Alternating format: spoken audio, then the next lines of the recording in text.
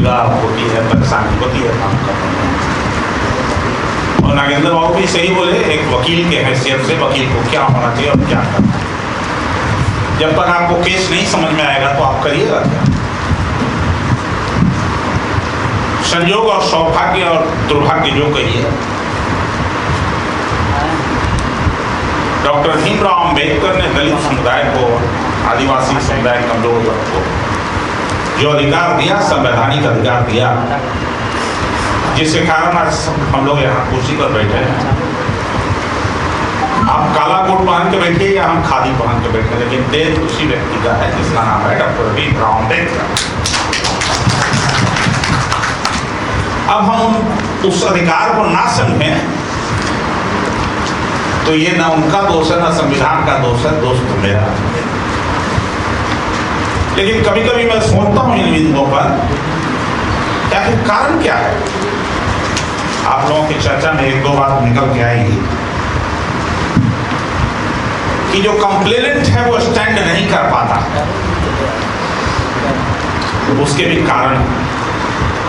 Complainant इसलिए stand नहीं करता है कि जो सामाजिक परिस्थितियां हैं, वो सामाजिक परिस्थितियां उसको मजबूर करती हैं। और जो वकील है उसकी भी अपनी एक मजबूरी होती है कि अपने क्लाइंट के लिए स्टैंड करे। लेकिन हमारा वकील भी जो हमारे समुदाय का है, वो माफ कीजिएगा हम अगर मेरी बात खराब लगे तो, समझ नहीं है कि हम वकील हैं। आप याद रखिए, वकील सबसे ज्ञानी आदमी को कहा जाता है जो वकालत करता है। कमजोर आदमी वकील नहीं होता है। और जहां कहीं वकील का नाम लग जाता है और वास्तव में आप वकील हैं तो अच्छे अच्छे लोगों को घबराहट हो जाती है कि भाई ये वकील हो, जरा सा हड़प के रहेंगे। लेकिन वकील होना चाहिए। आज वो वकील नहीं भी है, केस का केवल मुंशी है, अतैद है, अगर बढ़िया से लड़किया है, जानकार है, तो बहुत सा वकीलों को ज्ञान देता है, उससे भी लोग अड़कता है। तो वकील बनना बहुत सौभाग्य का विषय है। लेकिन हमारे समाज में है क्या, दलित समुदाय में, कि दो तरह के मुकदमों को हम नहीं सुनते हैं। जरा बैठ जाइए, अब आप मत बांटिए, और बांटना हो तो एक किसी को दे दीजिए, सब लोग पढ़ा देंगे। पूरा हाथ में जो किसी को दे दीजिए, एक एक करके सब पढ़ जाएगा। आपके बेटे बेटे आपको जाने की जरूरत नहीं। जो केस लड़ने वाला हम कह रहे थे, दुर्भाग्य या सौभाग्य है कि हमारे समाज में दो ऑप्शन अंतिम में आदमी चुनता है। एक तो वकालत, कोई नौकरी नहीं मिली, पढ़ लिख गया, अच्छा तक बीएड कर ले लिया है, करिया कोट पहन के पहुंच गया कोर्ट में। इसलिए मैंने पहले माफी मांग लिया भाई। और दूसरा पत्रकारिता। संयोग से दोनों पेशा ऐसा है कि जैसे जैसे तू बुढ़ेगा वैसे वैसे तो काम बढ़तो, जैसे जैसे तो ज्ञान बढ़तो वैसे वैसे तू काबिल समझल जाएगा, तो कलम में ताकत आए तो ओकरा लगे है कि थोड़ा सा शुरू में बर्दाश्त कर पड़ा। वकील से तो हैसियत में भी डराएगी। लेकिन मैं अगर यहाँ पर पूछूं कि वकील होने के हैसियत से हम तो बहुत तलाश में कि हमको 3-4 वकील मिल जाए पटना में, तो पूरा बिहार हिलेगा। लेकिन वकील होना चाहिए। कम से कम अगर वो ना कुछ करे तो जो हम कहें वही कमा करे। एक तो राहुल जी, आप भी, हम दलित अधिकार न्याय मंच को अपनी ओर से धन्यवाद देते हैं और बधाई आपको देते हैं इस तरह के काम को करने के लिए। और इसके लिए जो प्रेरणा आपको मिली, हम बाबा साहेब के चरणों में श्रद्धा सुमन भी अर्पित करते हैं। आरटीआई का ज्ञान कितने लोगों को होता है हमारे यहाँ? नगण्य है। केवल आरटीआई पर अगर 3-4 लोग मिलकर काम करना शुरू कर दें तो बहुत सारा नक्शा बदल दीजिएगा, नक्शा बदल जाएगी। उदाहरण के लिए मैं कहना चाहूंगा आपको आरटीआई के बारे में, जो पुलिस एट्रोसिटी है थानों में जो होती है, थानों में जो मृत्यु होती है मारपीट के कारण, उसके बारे में हमारे लोगों को कितना नॉलेज है, संज्ञान है। एक केस भी बढ़िया से आप पकड़ लीजिएगा तो पूरा बिहार में आपका नाम हो जाएगा। मैं आता हूँ, कितने लोगों की हत्या हुई है इस कार्यक्रम? आपको नहीं मालूम है बेटी, बता दूंगा। एक केस भी ठीक से पकड़ लेंगे। सामान्य तौर से कुछ जिले ऐसे हैं जहां हमेशा थानों में मृत्यु होती है, लेकिन कुछ न कुछ उल्टा पुल्टा करके जवाब दे देता है और जो पीड़ित परिवार है वो स्टैंड नहीं ले पाता है, और जो वहाँ का हमारे जैसा सोशल वर्कर है वो उसके बारे में ठीक से काम नहीं कर सकता। थानों के एट्रोसिटी के बारे में, जनरल दलित एट्रोसिटी के बारे में जो केस होती है, महिलाओं के ऊपर जो जुल्म अत्याचार हो रहा है उस एट्रोसिटी के बारे में, सरकारी योजनाओं में जो गड़बड़ियां चल रही है दलितों आदिवासियों के नाम में उसके बारे में, चाहे वो इंदिरा आवास हो या कोई और तरह के लोन का मामला हो, अथवा जमीन के मामले में, लैंड के मामले में। लैंड के मामले में ये है, पासबुक पर्चा मिल गया।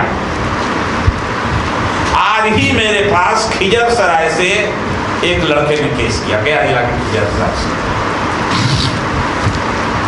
उसी थाने में 7-8 दलित परिवार को 80-80 डिसमिल जमीन मिला हुआ है, पर्चा है, लेकिन उस पर उसको कागज भी है, लेकिन उसका रसीद नहीं कट रहा है।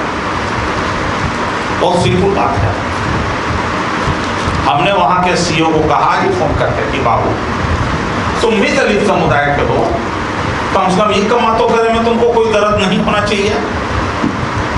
तुम्हारे ही यहाँ से, तुम्हारे ऑफिस से सरकारी नियमों के अनुसार उसको पर्चा मिल गया, तो जो पर्चा मिला उसके बारे में रसीद काट दो, कागज का एक प्रमाण पत्र बना दो। इसके लिए क्या होता है? अगर बना दोगे तो जब तक ये लोग जिंदा रहेगा 8-10 परिवार, तब तक तुम्हारा नाम रहेगा। ये कर सकते। अगर वही चीज आरटीआई के माध्यम से भी ले लिया जाए तो वो व्यक्ति अक्सर परेशानी में भी पड़ सकता है। आपके पास प्रमाण हो जाएगा। पटना शहर में 4 दिन पहले, अगर पटना से कुछ लोग कथित हैं, एक मुसहर जाति का लड़का पत्रकारिता करता है, उसने हमको फोन किया कि सर हमारा 40 डिसमिल जमीन मिलल थी। हम तुम तो करोड़पति है भाई, जिसको बेली रोड के आसपास 40 डिसमिल जमीन मिल जाएगा करोड़पति ना होगा? तो हम कहते तुम करोड़पति है, लेकिन तुमको लेने का ज्ञान होना चाहिए। कागज लेके आओ। कागज उसने हमको दिखाया, भी वास्तव में उसको मिला हुआ है। अच्छा, वो संयोग से जाने अनजाने किसी न किसी रूप में रसीदों कटवा दिया है, लेकिन उसको कागज, पत्रकार है लेकिन वो कागज नहीं है उस पर। तक करोड़पति वाले जमीन पर कब्जा लेना भी इतना आसान नहीं है, लेकिन एक कमिटमेंट वाला वकील मिल जाए उसके साथ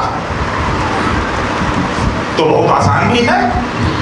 कि तो हम उसके साथ ठीक है, कमिटमेंट वाला वकील मिल जाए।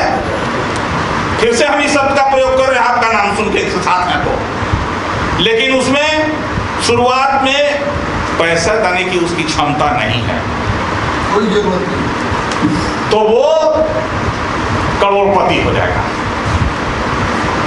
और कागज का रसीद भी उसके हाथ में देखा, पर्चा भी उसके, और हम जानते हैं कि सही है, वो गलत नहीं, सही है।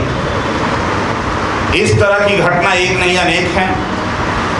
तो मैं चाहता हूं कि आप सब लोगों में से, और दलित अधिकार मंच, न्याय मंच के लोगों से अपील करूंगा कि आप 4, ज्यादा नहीं, नागेंद्र बाबू बोले, नागेंद्र बाबू नाम हुआ, हाँ, ठीक है, हम संपर्क में रहना चाहते हैं आपके, आप मुझे संपर्क में रहें या नहीं, मैं आपके संपर्क में रहना चाहता हूँ। मैं कांटेक्ट नंबर सब दे देंगे, चिंता न कीजिए, बहुत आसान है मेरा कांटेक्ट लेना।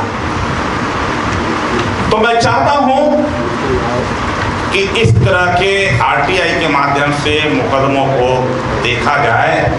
पहले पेपर हम को सिक्योर करें, जब तक हाथ में कागज नहीं होगा तब तक नहीं होगा। हमारे यहां लोग आते हैं केस लेकर के, 10 वो पन्ना रहेगा, ये दरखास्त लिख, प्रधानमंत्री ही, वो लिख, मुख्यमंत्री ही, डीएम ही के लिख, हम की छोड़ दें इतना। FIR दिखाओ, किसी भी केस का मूल है FIR।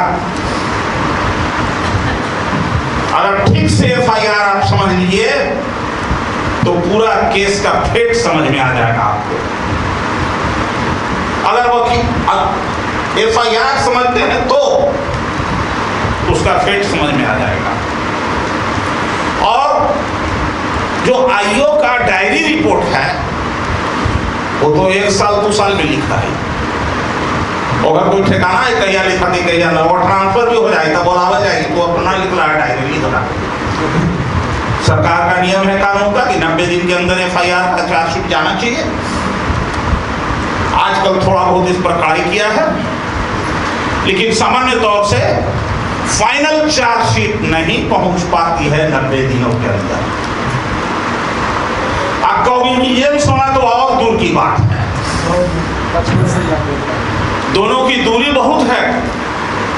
चार्जशीट और कॉग्निजेंस की दूरी बहुत है। आप भी वकील हैं इसलिए आपको कई बार बात कर चुके हैं, लेकिन आप कायम रहते हैं।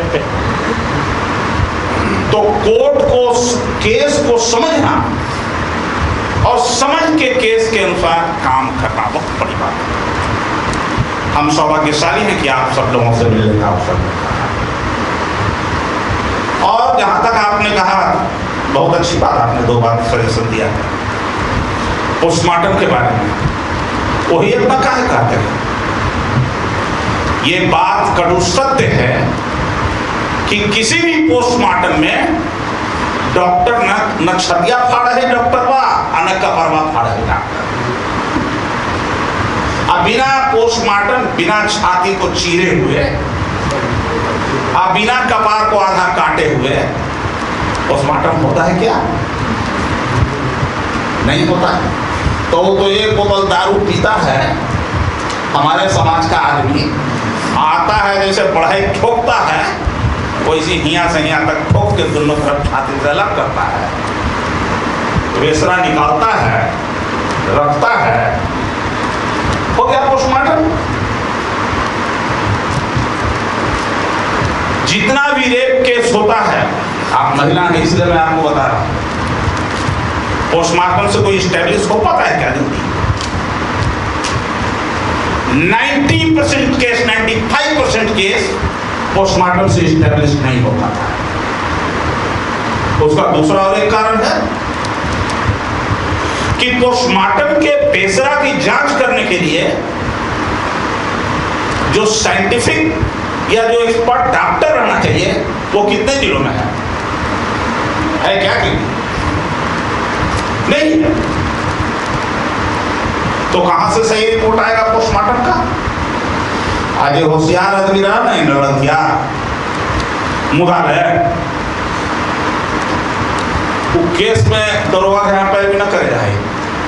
पहले देखा पोस्टमार्टम में खाली खड़ो, उन्हीं डॉक्टर साहब ने मिला के कुछ करा देखा। जो केस नहीं जानता है वो शुरू बहुत हदियाल रहता है। जिस दिन केस हुआ उस दिन, अरे भाई 302 के केस हो गया तो में 10 दिन 1 महीना में कोई पैरवी हो रहा है, न कोई DSPO का में लिखेगा, न कोई रिपोर्ट देगा। बड़ी हो तो DSP दोबारा चल जाएगा भाई DSP साहब का तो जांच में अलथी सुपरविजन में अलथी ना, उस सुपरविजन में रिपोर्टवा लिखाती था ना, वो तो सुपरविजन का रिपोर्टवा रीडर तय करेगा कि कौन लाइन पर ले जाना है इसको, डीएसपी साहब का याद नहीं रहेगा जो लिखाता है। लेकिन अगर लड़की आदमी है ठीक से तो वो अस्थिर से रहता है और लाइन देखते रहता है कैसे चलेगा। जो जैसे इन्होंने कहा घर बनाने के लिए कहाँ से हम इसको ब्रेक करेंगे, तो नीचे से ईंटवा खोद के निकालेगा कि कोना पर से निकालेगा, पूरा घर बना के गिर जाए, वो है केस